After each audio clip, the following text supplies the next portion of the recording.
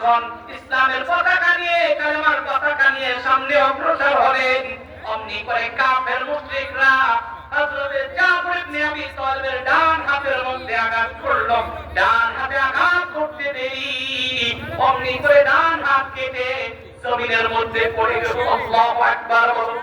ভাইরা আমার, হযরত জাফর ইবনে আবি তালিব ডান হাত নাই, রক্ত পড়ে কলিজা ছিঁড়ে যায়, চোখ বেয়ে পানি পড়ে, কিন্তু জাফর ইবনে আবি তালিব আত্মইয়া ইসলামের পতাকা কালেমার পতাকা নিজে পড়তে দেয় না, বাম হাত দিয়ে উঁচু করে রেখে দিয়েছে।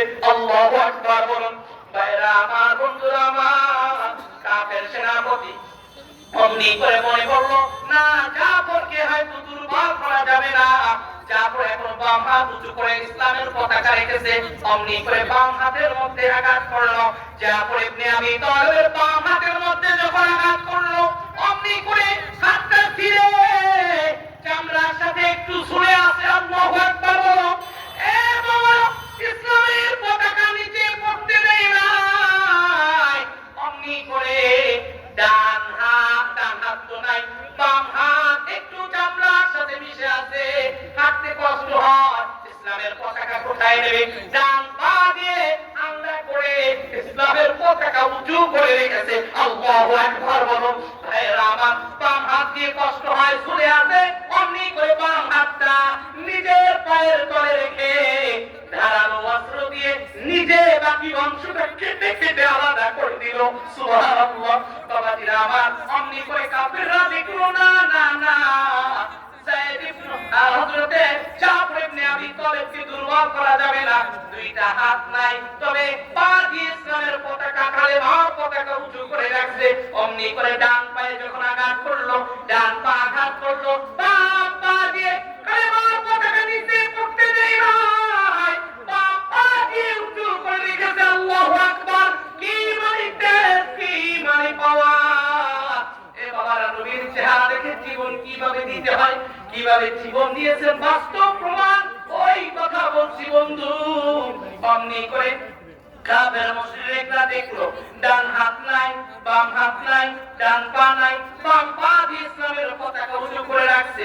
আবার যখন বাম পায়ের মধ্যে আঘাত করলো, বাম পাও নাই, এবারে কিছুই নাই, শুধু দেহ আছে আর মাথাটা আছে। ইসলামের পতাকা যখন নিচু পড়তে যায়, নিচু হয়, অমনি করে জাফর ইবনে আবি তালিব মুখ দিয়ে কামড়ে ধরে ইসলামের পতাকা উঁচু করে রাখছে। বাবাজিরা আমার, কাফের মনে করলো, না না না, যতক্ষণ মাথা থাকবে সেই অবস্থায় ইসলামের পতাকা নিচু হবে না। অমনি করে হযরত জাফর ইবনে আবি তালিবের গলার মধ্যে আঘাত করে দিল। ইসলামের পতাকা নিচু হইতেছে হইতেছে হইতেছে, হযরত আব্দুল্লাহ ইবনে রাওয়াহা দিয়ে আঘাত করে তার মুখে চালানো ওই ইসলামের পতাকা হাতে তুলে উঁচু করে রেখে দিয়েছে। বলুন সুবহানাল্লাহ। হযরত আব্দুল্লাহ ইবনে রাওয়াহা দেখে হাত নাই, পা নাই, পা নাই, হাত নাই, মাথা নাই, কিন্তু মাথা আলাদা।